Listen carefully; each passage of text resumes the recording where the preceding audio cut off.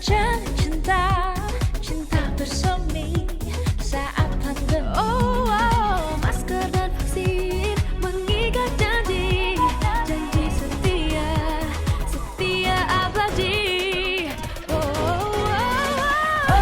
Masker, vaksin, kau duet sejati. Ayo masker, ayo vaksin, tiada yang dapat merenggut sehatmu. Masker, vaksin, kau duet sejati. Ayo masker, ayo vaksin, tiada yang dapat merenggut sehatmu.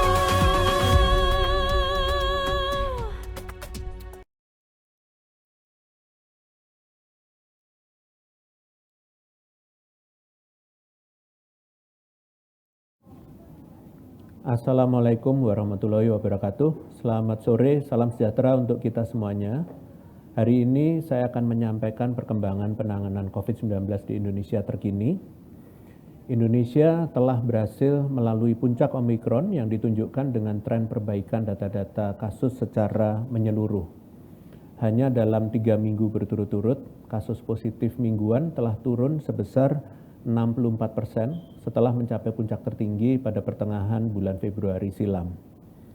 Meskipun lebih lambat, kasus kematian juga mulai menunjukkan tren penurunan hingga sebesar 10% dari puncak. Perbaikan juga tampak pada data kasus aktif, kesembuhan, dan BOR.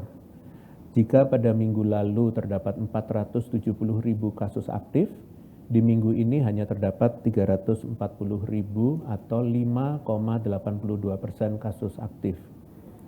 Turunnya kasus aktif tentunya didukung pula dengan semakin bertambahnya orang yang telah sembuh.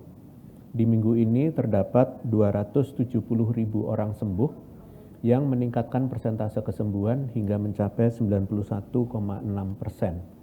Sementara di minggu lalu persentase kesembuhan hanya sebesar 89,11%. Penurunan kasus aktif dan peningkatan kesembuhan ini pun berdampak pada turunnya angka keterpakaian tempat tidur atau BOR.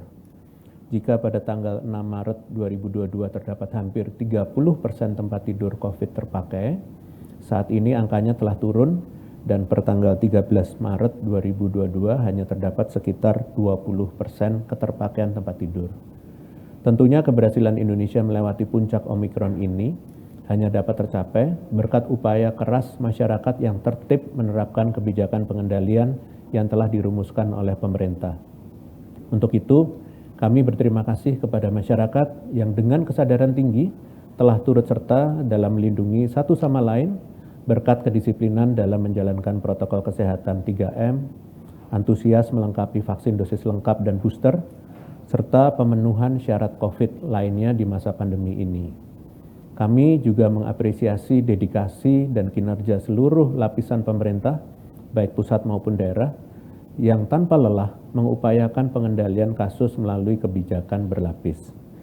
Kita telah bersama-sama mengupayakan kebijakan perjalanan luar negeri, dalam negeri, pengendalian pada fasilitas publik, hingga pengendalian pada tingkat terkecil yaitu PPKM Mikro. Penting untuk saya ingatkan kepada masyarakat, selepas keberhasilan ini, tongkat estafet pengendalian kasus sudah akan lebih banyak berpindah pada setiap individu dan kelompok. Jika di masa genting dianggap perlu pengendalian kasus segera dengan kebijakan berlapis yang ditetapkan pemerintah, di masa adaptasi ini, kebijakan-kebijakan tersebut mulai disesuaikan kembali. Hal ini bukan berarti seluruh langkah pengendalian tersebut tidak diterapkan lagi, namun sudah dirasa mampu untuk dikembalikan pada tanggung jawab baik masing-masing orang maupun kelompok seperti perkantoran, sekolah, mal, restoran, dan lain sebagainya. Ingat, turunnya kasus tidak sama dengan hilangnya virus COVID dari Indonesia. Untuk itu, setiap kita masih memiliki tanggung jawab untuk melindungi diri kita sendiri dan orang lain, termasuk kelompok rentan. Hal ini dapat dilakukan melalui hal paling mudah dan sederhana, yaitu disiplin protokol kesehatan. Memakai masker, menjaga jarak, dan mencuci tangan sudah selayaknya menjadi bagian tak terpisahkan dari produktivitas kita di masa adaptasi ini.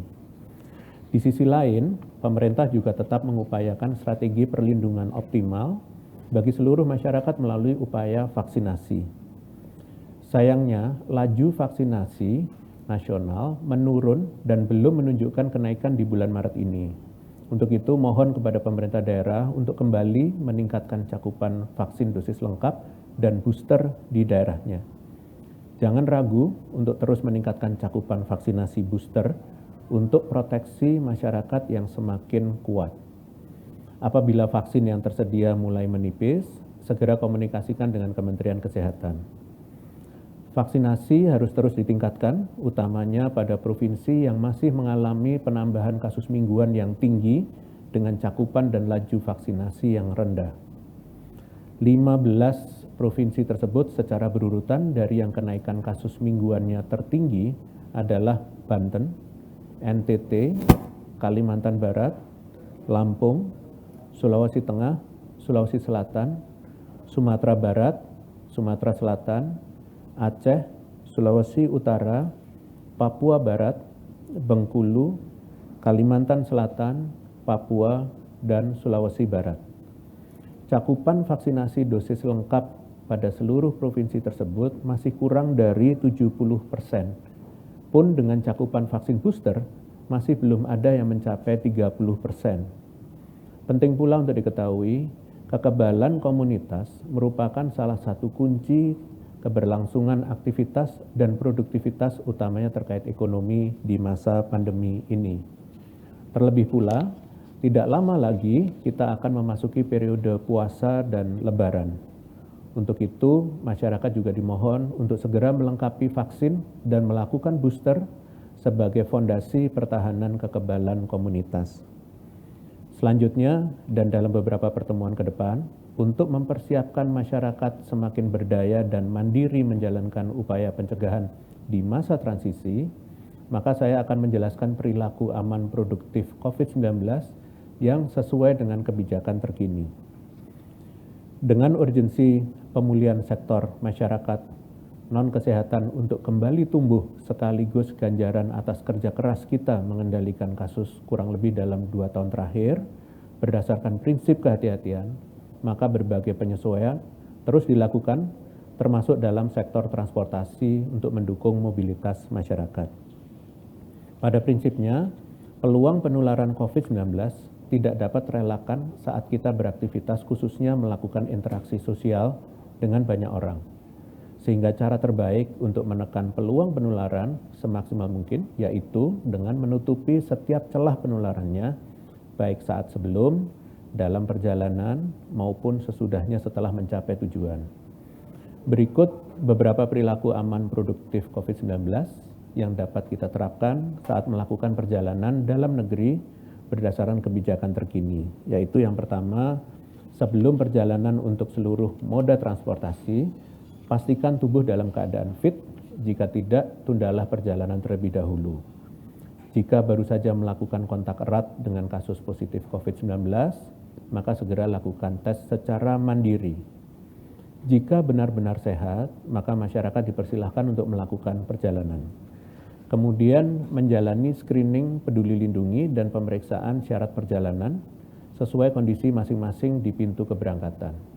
Pengaturan ini akan berlaku pada seluruh moda transportasi secara umum. Pengaturan tersebut diantaranya, pelaku perjalanan wajib telah menjalani vaksin dosis lengkap atau booster dengan menunjukkan sertifikat vaksin. Jika baru menerima 1 kali vaksin atau belum sama sekali, termasuk dengan alasan karena memiliki kondisi kesehatan tertentu atau komorbid, maka pelaku perjalanan wajib menyertakan hasil negatif COVID-19, yaitu antigen 1 kali 24 jam atau PCR 3 kali 24 jam sebelum keberangkatan sebagai bentuk kehati-hatian.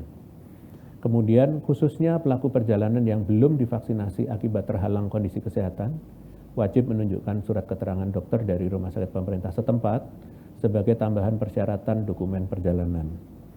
Yang kedua, selama di perjalanan.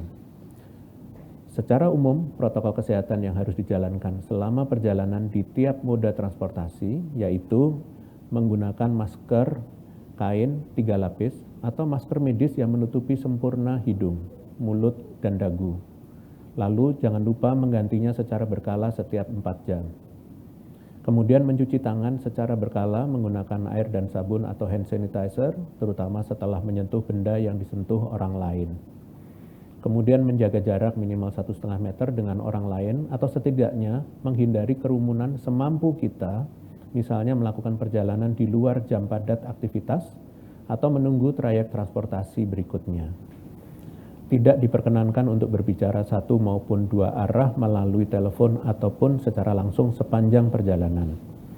Kemudian tidak diperkenankan untuk makan dan minum sepanjang perjalanan, khususnya dalam penerbangan yang durasinya kurang dari 2 jam, terkecuali bagi individu yang wajib mengkonsumsi obat dalam rangka pengobatan.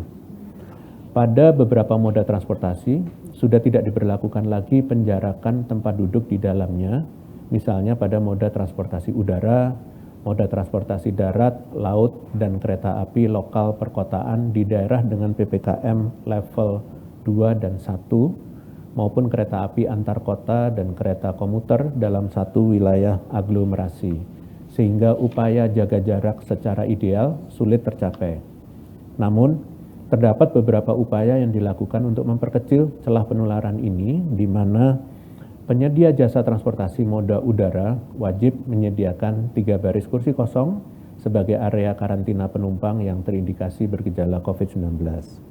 Kemudian penyedia jasa transportasi moda udara wajib menyediakan ruang isolasi mandiri sementara di kapal untuk mengakomodasi penumpang atau awak kapal yang memiliki indikasi gejala COVID-19.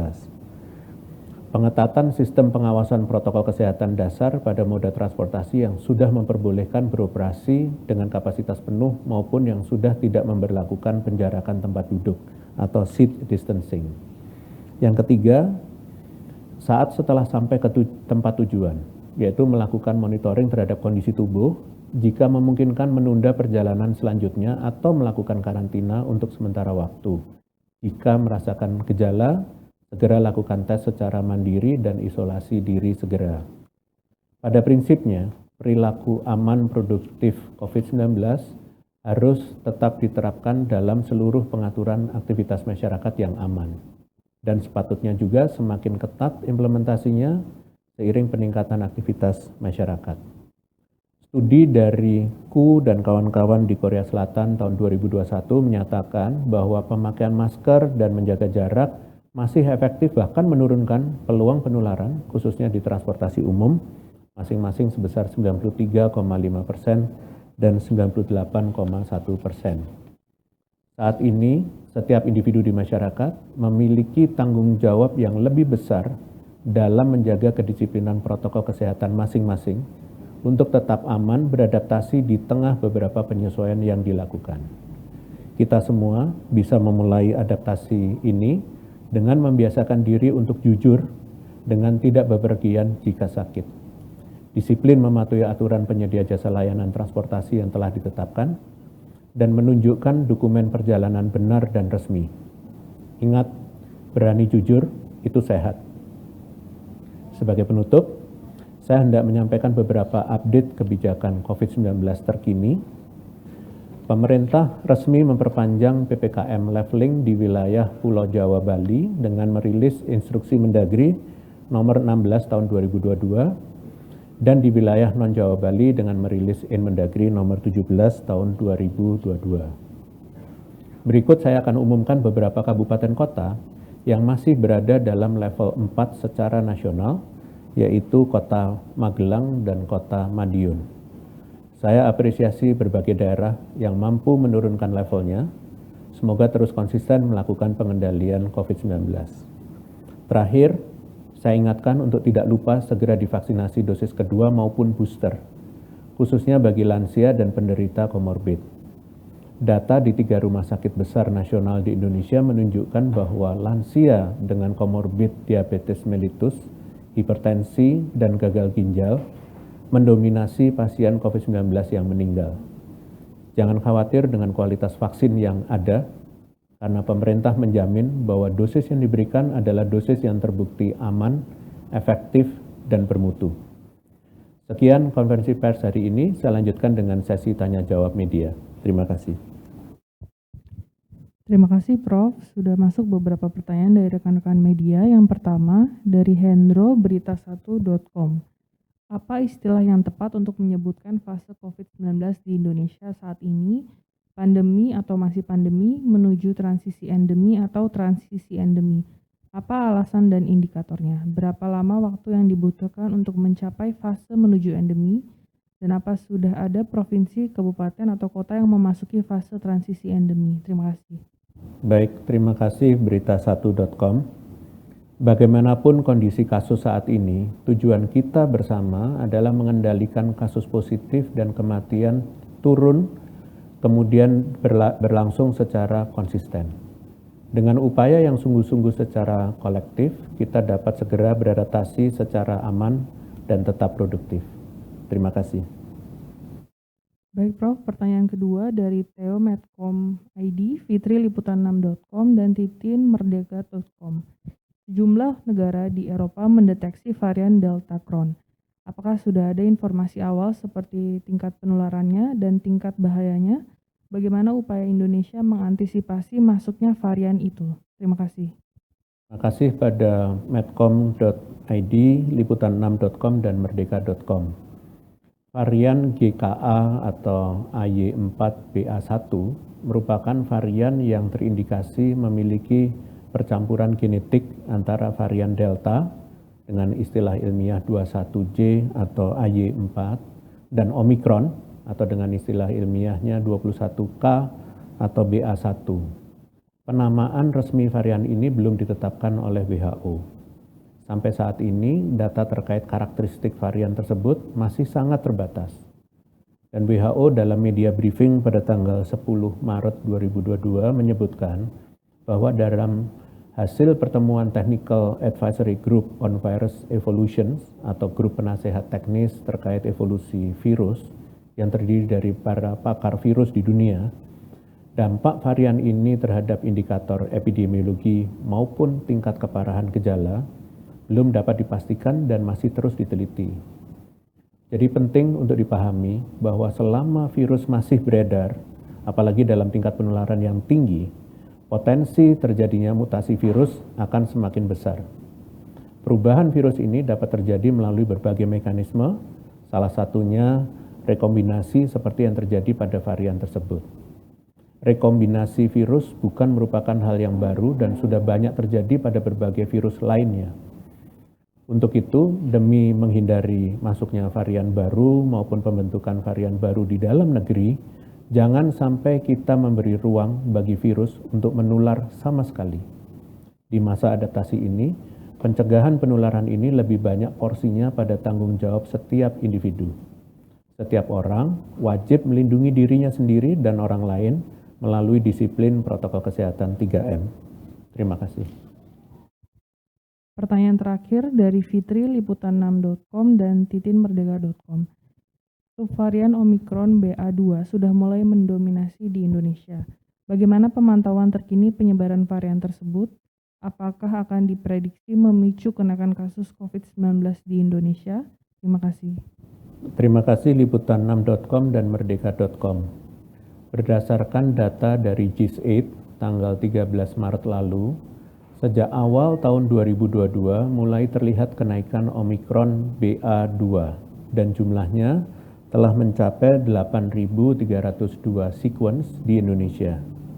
Saat ini varian ini telah terdeteksi di 19 provinsi di Indonesia. Terima kasih, dengan demikian berakhir konferensi pers pada sore hari ini. Terima kasih atas perhatiannya. Selamat sore. Wassalamualaikum warahmatullahi wabarakatuh.